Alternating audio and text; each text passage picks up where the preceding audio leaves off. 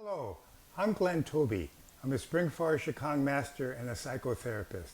The topic of this 5-minute talk is on the theme of the art of coming home, with a focus today on apple butter. So when I was about 22, I was involved in a summer program, but I spent 2 weeks in this location outside of Washington, D.C., working with troubled teenagers. And then when I was done, this family invited me to stay overnight in their home, and then when I would be leaving in the morning for New York City and get back to what else I was doing.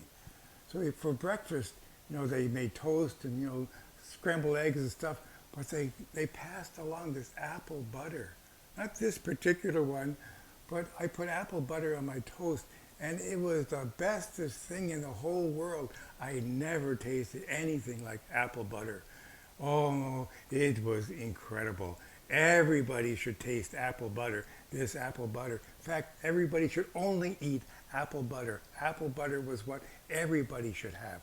Well, at 22, I didn't realize that there were like 18,672,415 more tastes to come. But at that moment, oh, apple butter, the most incredible thing in the world. At the moment, I was into like grape jelly and raspberry jelly, pretty tame stuff. But apple butter was like a whoa, it was an elevation way beyond everyday stuff. If I was given apple butter earlier in my life, I don't think I would be ready for it.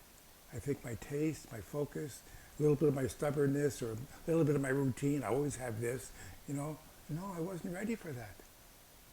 So at that moment, the right moment came along for apple butter to come into my life.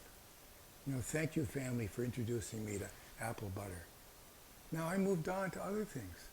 So in a spiritual life, though, sometimes we think the belief that we have, the thought that we have, the idea that we have is the most powerful kind of apple butter in the world.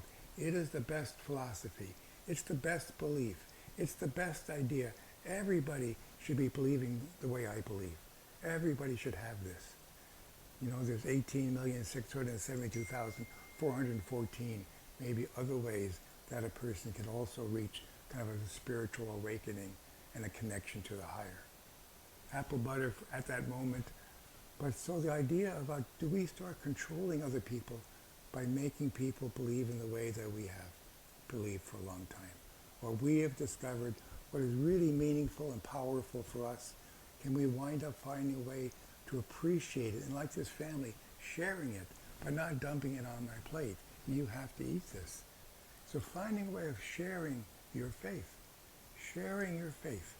knowing that this person may have a lot of other things to kind of get ready for and be prepared for, but you can be a part of what his or her growing spiritual life can be. So offering, not controlling.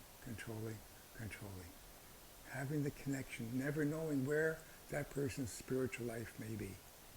Thank you for listening.